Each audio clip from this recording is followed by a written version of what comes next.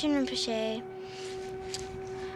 teaches patience a lot. Like, your worst enemies are your greatest teachers because they teach you patience. They teach you definite patience. And during school and when I'm at home, like, I have a 2-year-old little next door neighbor and he just gets on my nerves all the time. And so it's like, it gives me a lot of patience to practice. If I have a bad day, it makes me think about my bad day, reflect on my bad day, and there's a part that you should do every night. Like, you think of 2 things that you did bad in that day and try to fix them the next day, and then you think of 2 things that you did good that day and you try to do them the next day as well. I think it's very bad, it's very sad that we're losing yogis and we're losing someone who can connect us with our own enlightened nature. And from other point, those realized masters that comes here and comes to other countries can teach other people, and it was not possible before. And even there are so many people who even would not think about Buddhism until they would meet realized master. Just looking at our lamas that we have, like His Holiness, the Dalai Lama, and many wonderful Western lamas, when you look at them, you get some true feeling that they really have some kind of inner peace. And if we could receive those teachings from the yogis and put them into practice in our own lives, that is the way to save. That is the only way to save the lineage of the Tibetan yogis, and that's the most important thing to do, I think. Yeah.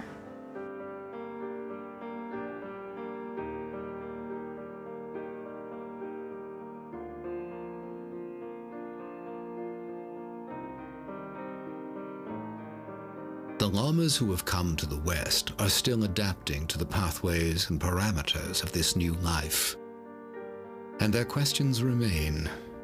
Will the filming and sharing of techniques lead to abuses? Will self-styled lamas and bogus practitioners exploit Western interest in Tibetan Buddhism and mislead people? Is the form of their faith destined to dissolve in the ways of the West? The devotees of the Dharma hold that even if the tradition of the yogis and other outward expressions of Tibetan Buddhism die out completely, the teachings of the Buddha will survive.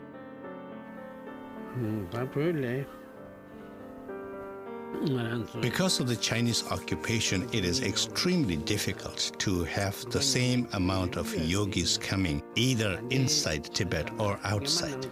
The number of yogis has definitely decreased, and it is difficult to see whether we will have the same amount in the future.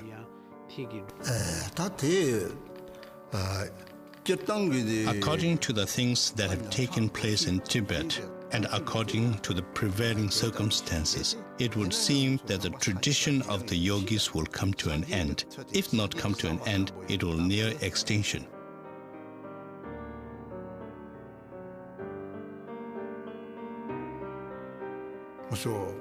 However, we are very confident that whenever there is a dip in the progress of the Buddha's teachings, there will be a proportionate recovery.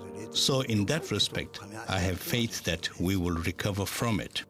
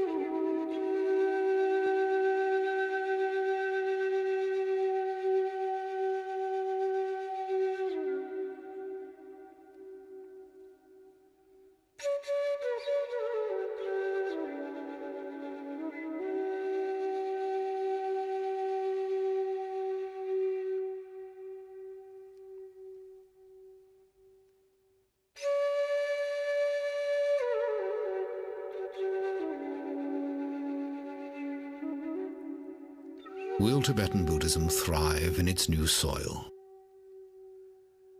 Can people who do not experience the daily hardships of the native Tibetans, Westerners who lived enveloped in material comfort, ever fully embrace a philosophy based on escaping earthly suffering? Or has material success left a big enough void of its own to drive the Western mind inward for solace?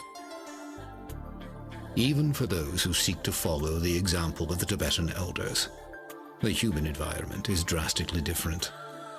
They are striving to train their minds, sustain intensive meditation, and maintain a disciplined compassion for their fellow humans, not in sheltered enclaves, but while living and working in the frenetic grip of a 24-hour society. Can any philosophy of compassion and non-violence be successfully practiced in the crucible of modern life?